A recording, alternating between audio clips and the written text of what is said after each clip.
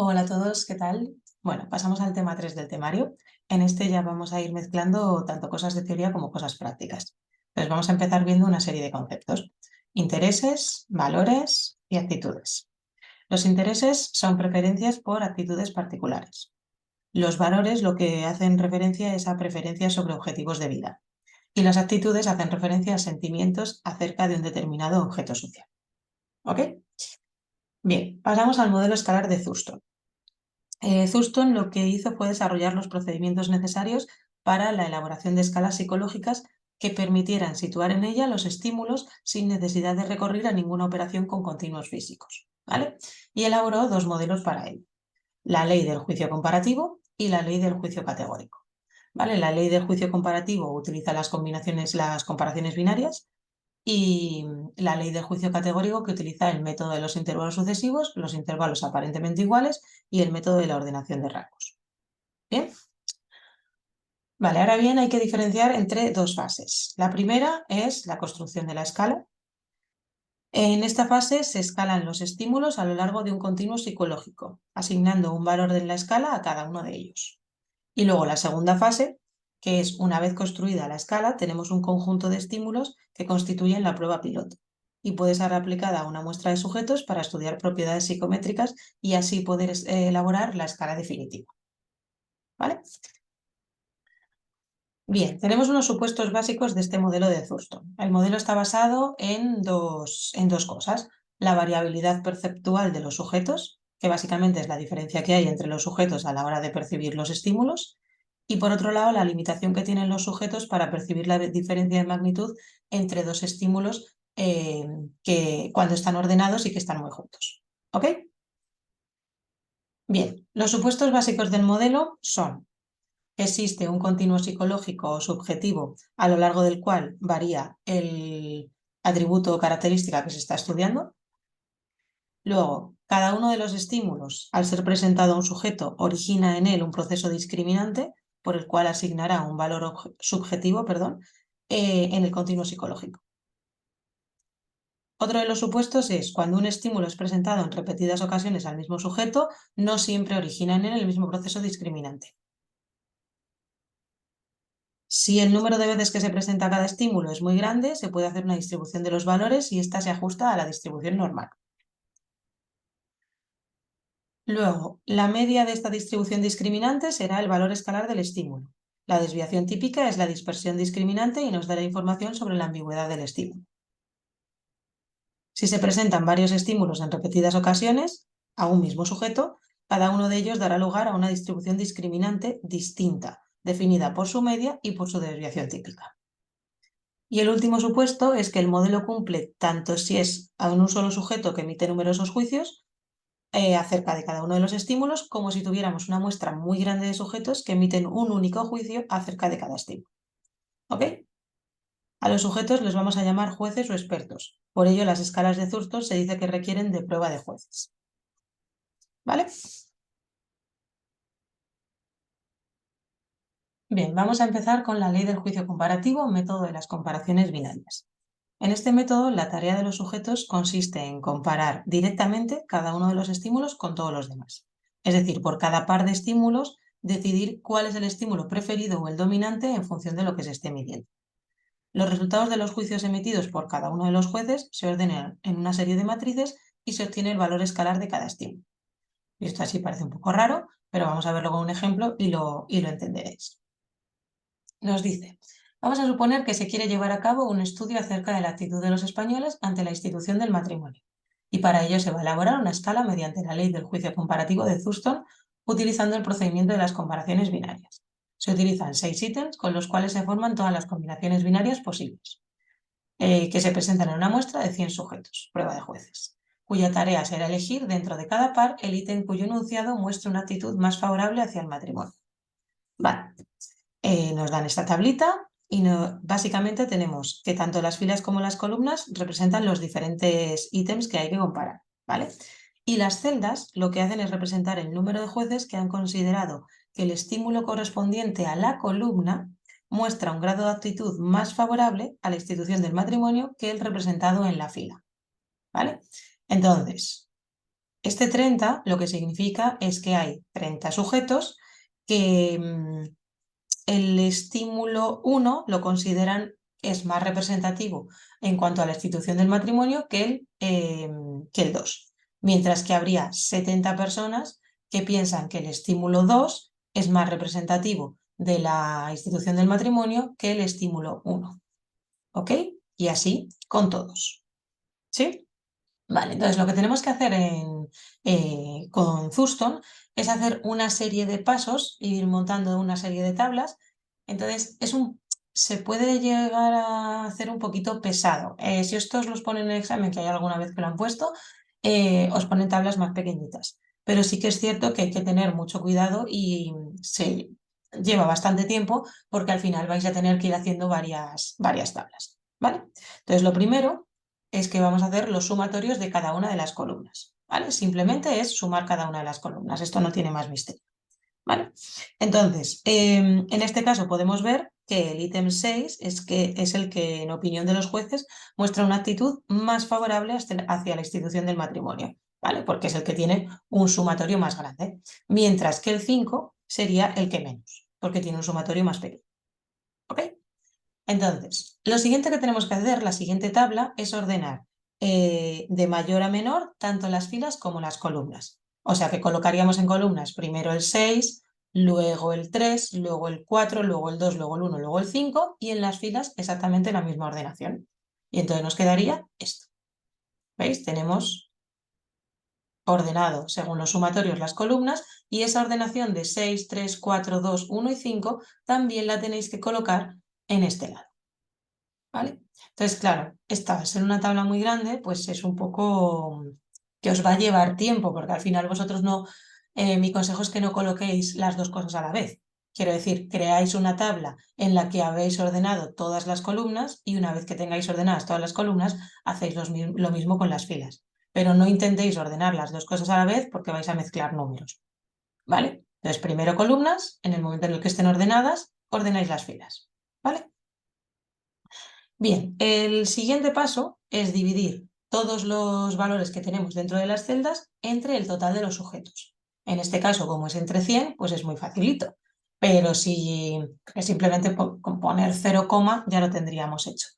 Pero si tuvierais otro tamaño de muestra, que no fueran 100 sujetos, pues claro, tendríais que crear una nueva tabla porque os van a salir números distintos.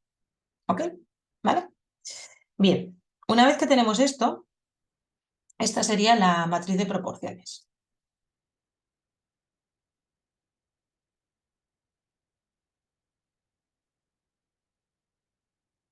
¿Vale? Habrá a lo mejor en algún examen que directamente os den esta matriz ya calculada, ¿vale? Puede ser que os den la primera, puede ser que os den alguna ya calculada por el medio que os ahorre tiempo, pero hay que saber hacerlo de todas las opciones, o sea, desde el principio, por si acaso, ¿vale? Bien, entonces, ahora lo que tenemos que hacer es buscar la matriz de puntuaciones típicas. La matriz de puntuaciones típicas simplemente es buscar en las tablas de la distribución normal, de la Z, las zetas correspondientes a estas proporciones. ¿Vale? Entonces, veréis, yo os abro las tablas y lo vamos viendo.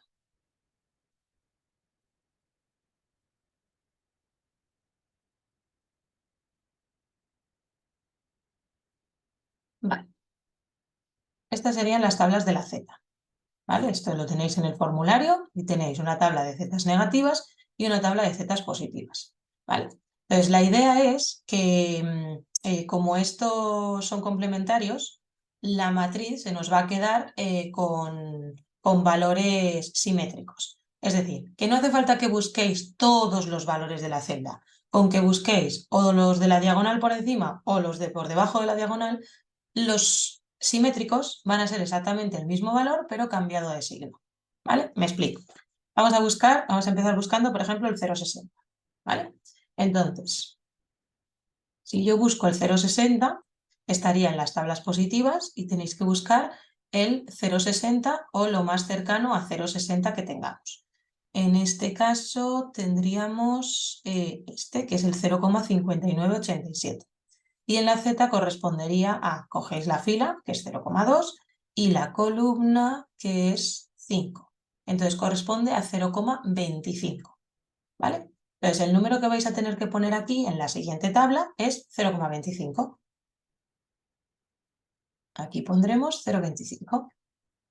¿Vale? Entonces, el simétrico, o sea, el complementario, el de 0,40, no hace falta que lo busquéis. Directamente va a ser menos 0,25. ¿Vale? Y así con todos. Si simplemente buscáis por debajo de la diagonal principal, lo tendríais hecho. ¿Vale? ¿Veis? Y esta es la tabla de la matriz de puntuaciones típicas.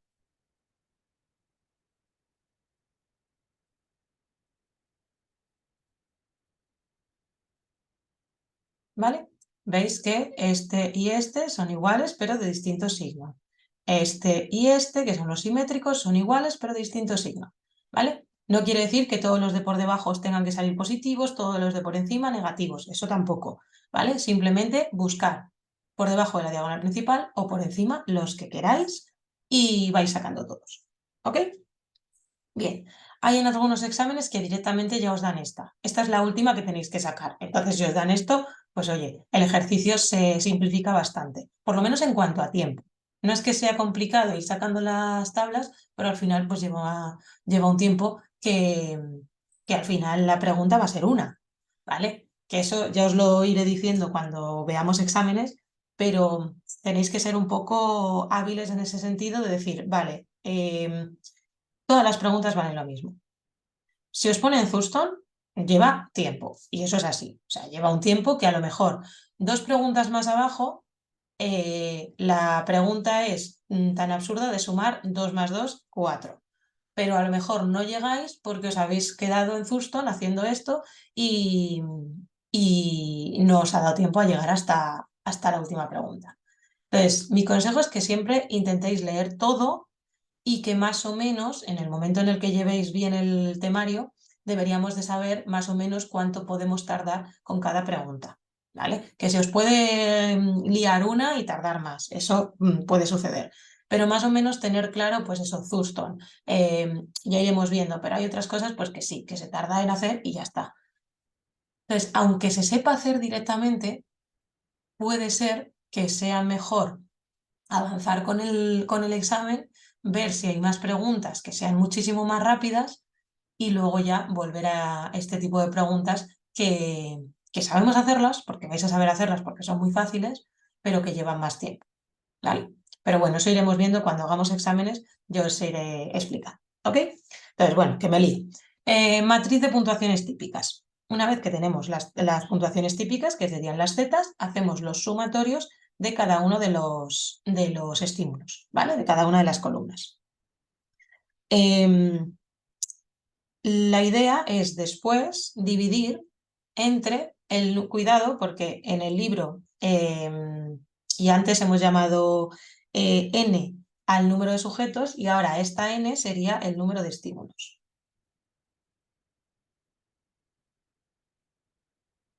¿Vale? Importante. Entonces tendríamos que hacer todos entre 6, porque tenemos 6 estímulos. ¿Vale? Y estos valores de aquí serían los valores escalares. Lo que pasa que estos valores escalares habría que corregirlos, porque tener valores es un inconveniente que tengamos valores positivos y valores negativos. ¿Vale? Pero la idea es esa, hacemos el sumatorio de todas las puntuaciones típicas y eso lo dividimos entre el número de estímulos que tengamos. ¿Vale? Entonces, una vez que tenemos esto, a ver, este era el 6, este era el 3, este era el 4, el 2, el 1 y el 5. Vale, entonces, lo que os decía, este tipo de escalas tiene el inconveniente ese de los valores negativos. Entonces, lo que vamos a hacer es hacer como una transformación lineal trasladando el origen al valor escalar que más bajo tengamos. O sea, me explico. Si yo esto lo paso a una escala, yo tendré el estímulo 5, el más bajo, que sería menos 0,26. Luego tendríamos por aquí el 1, menos 0,23. Tendríamos por aquí el 2, menos 0,04. Por aquí el 4, menos 0,03. Por aquí el 3, 0,11. Y por aquí el 6, 0,45. ¿Vale? Entonces lo que vamos a hacer es simplemente el número más bajo, que en este caso sería el menos 0,26, convertirlo en el origen, es decir, convertirlo en 0. ¿Vale? Entonces, ¿qué es lo que hemos hecho en este caso para pasar de menos 0,26 al 0? Nosotros le estamos sumando 0,26. Esto dependerá al final del valor escalar que tengáis aquí, ¿vale?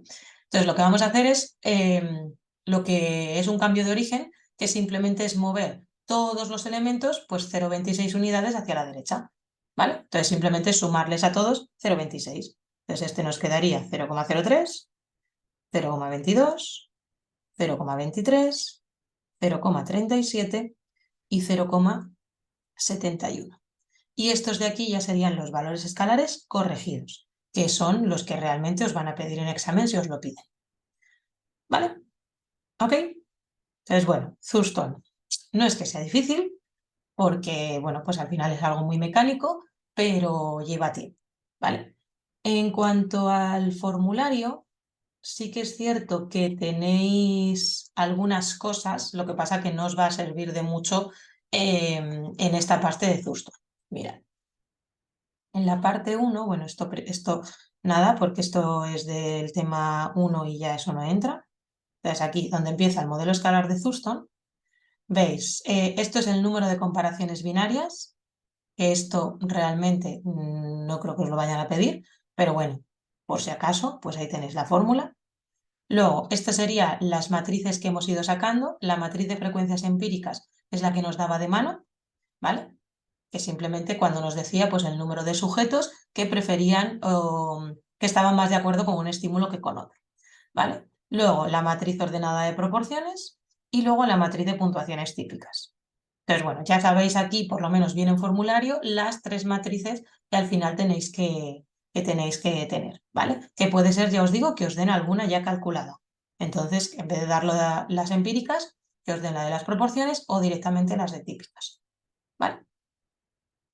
Y luego aquí nos pone cómo calcular lo de los valores escalares, ¿vale? Pero sin corregir, claro, que sería el sumatorio de las zetas, que era el sumatorio de las columnas, entre el número de estímulos, ¿vale? Veis que la n pone número de estímulos, ¿ok? Entonces, bueno, aquí también pone lo de la transformación de la escala del punto cero, ¿vale? Que esto ya serían los corregidos, ¿vale? Entonces sí que es cierto que os viene cómo habría que ir haciendo Thurston, pero, pero bueno, al final yo creo que es más fácil que os terminéis aprendiendo cómo se va haciendo, porque al final del formulario tampoco es que os digan mucha historia, ¿ok? ¿Vale? Bien, pasamos a la ley del juicio categórico. En este método, los sujetos asignan cada estímulo a una de las categorías en función del grado del atributo que considere que tiene el estímulo. La ley del juicio categórico utiliza 3 procedimientos: el de ordenación de los rangos, el de los intervalos sucesivos y el de los intervalos aparentemente iguales, que es el que realmente vamos a ver a continuación. ¿Ok? Vale, el método de los intervalos aparentemente iguales. Después de la redacción del conjunto de ítems, lo que hacemos, o sea, es necesario que sean juzgados por un grupo numeroso de personas, 100 o más, ¿vale? En este caso no sería necesario que fueran expertos. Entonces, los jueces clasificarán cada estímulo en una de las categorías en función del grado y la dirección del atributo que manifiestan. Y obtendremos el valor escalar de cada estímulo calculando la mediana, ¿vale?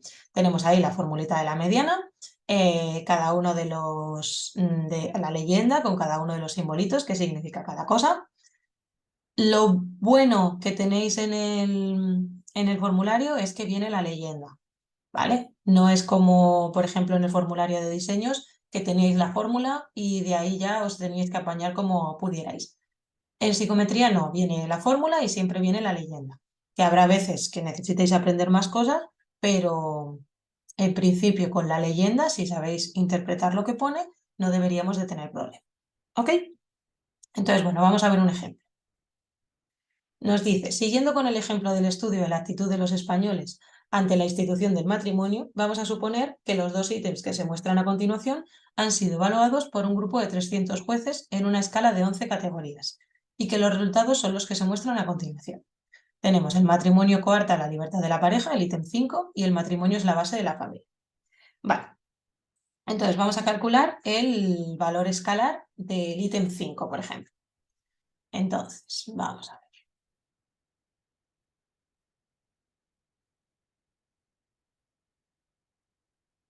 Vale, el 6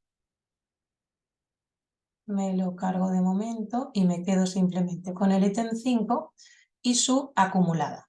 La acumulada puede ser que no os la dé directamente y la tengáis que sacar vosotros, ¿vale? Pero simplemente la acumulada es ir sumando, ¿vale? Me explico. A ver, que lo voy a hacer un poquito más grande para que lo veáis mejor. Ahí. Vale, entonces simplemente la acumulada, estos serían como nuestras frecuencias, pues hay 50 jueces que lo han clasificado en la categoría 1, 100 en la 2, 60 en la 3, 40 en la 4 y así, ¿vale? Entonces simplemente vamos sumando, el primero lo dejamos tal cual y vamos 50 más 100, 150, 150 más 60, 210, más 40, 240 y así con todos, ¿ok? Entonces, me voy al formulario a buscar la formulita de la mediana, ¿vale? Aunque la tenemos de antes, pero para que la veáis en el formulario. ¿Veis? Estamos en el método de los intervalos aparentemente iguales y aquí tenéis la fórmula de la mediana.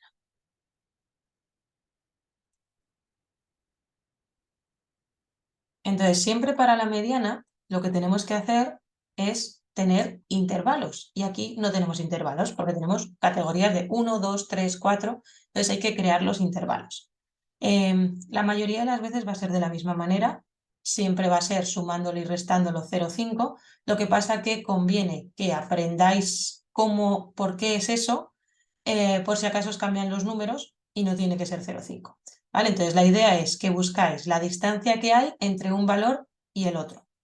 ¿Vale? En este caso, al ser categorías, lo más normal es que no os pasen del 1 al 3, por ejemplo, sino que sea categoría 1, categoría 2. Entonces, en principio siempre va a ser la distancia 1 y 1 entre 2 es 0,5. Entonces le sumamos y le restamos a cada valor 0,5. ¿Vale? Entonces esto sería 0,5, 1,5, 1,5, 2,5, 2,5, 3,5, 3,5, 4,5, 4,5, 5,5, 5,5, 6,5, 6,5, 7,5, 7,5, 8,5, 8,5, 9,5, 9,5, 10,5 y el último 10,5, 11,5. ¿Vale?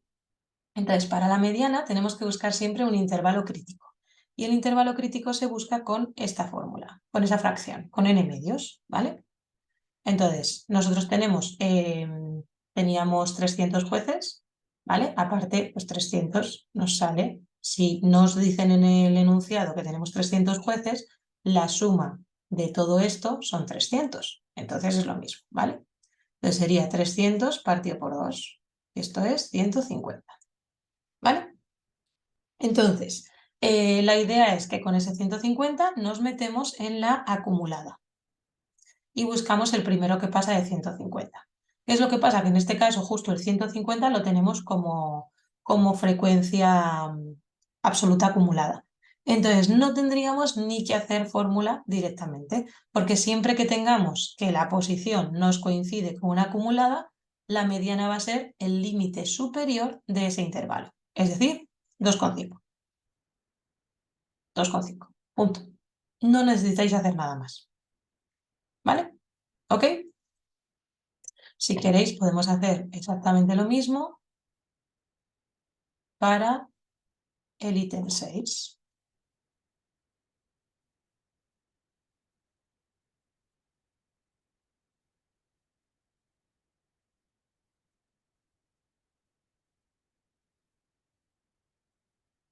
Esto fuera.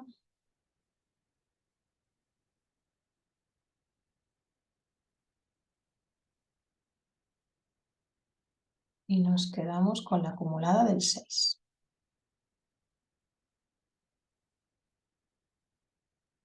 ¿Vale? Entonces, en este pues es que nos va a pasar lo mismo porque tenemos por aquí un 150, pero la idea sería la misma. Buscamos n medios, que sería 300 partido por 2, 150. ¿Vale? Este sería el de 8,5, 9,5. Entonces, el primero que pasa de la acumulada de 150, nada, como el 150 coincide, pues directamente en la mediana sería 9,5. ¿Vale? Si no, pues cogeríamos la primera que pasa de ese intervalo y ya haríamos la fórmula. ¿Vale? La f sub b es la frecuencia acumulada hasta el intervalo anterior y la f sub d es la frecuencia del intervalo crítico. ¿Vale? ¿Sí? Bien. A la hora de que nosotros seleccionemos los ítems que vamos a tener en la escala, vamos a elegir aquellos que los jueces hayan mostrado un mayor acuerdo, pero una menor ambigüedad. ¿Vale? Es decir, que la mayoría de los jueces estén de acuerdo en ese ítem. Entonces, calculamos el coeficiente de ambigüedad, que es cuartil 3 menos cuartil 1 o percentil 75 menos percentil 25. En el momento en el que el coeficiente de ambigüedad es mayor que 2, el elemento lo tendremos que considerar ambiguo y habría que eliminarlo de la escala definitiva. ¿Ok? Entonces, vamos a ver con los mismos datos del anterior, que lo vamos a coger de del 5.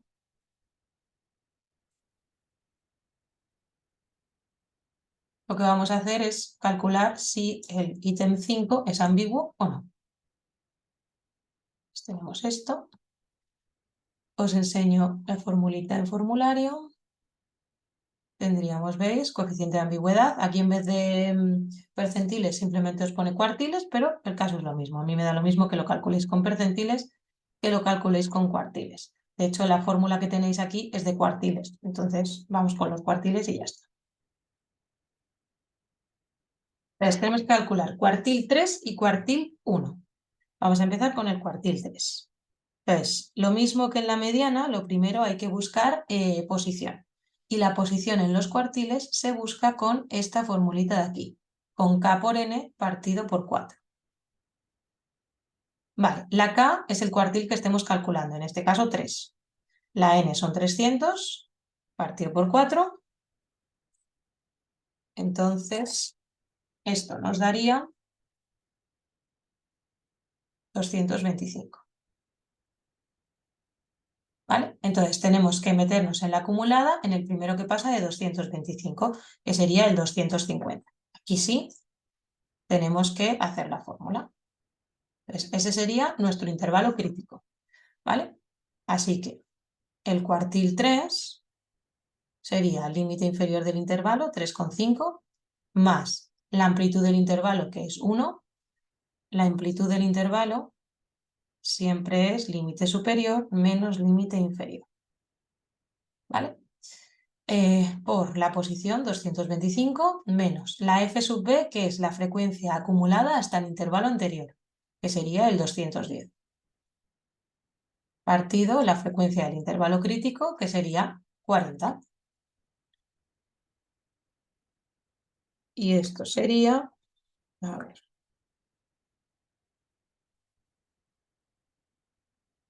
vale, 3,875. Vale, ese sería el cuartil 3. Y ahora vamos a hacer lo mismo para el cuartil 1. El cuartil 1 sería 1 por 300 partido por 4. Y esto tendríamos que es 75. Entonces nos metemos en el primero que pasa de 75, que sería en este caso el 150, y ese sería nuestro intervalo crítico. Y hacemos la misma historia.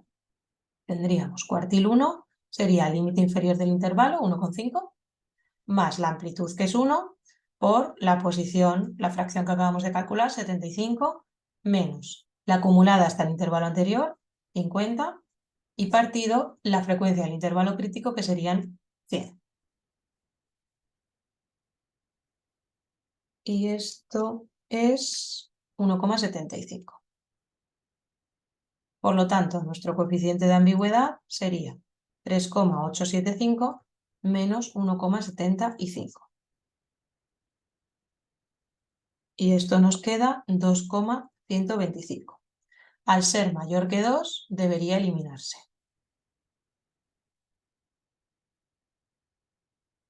¿Vale? Eliminarse o reformularse el ítem o lo que fuera.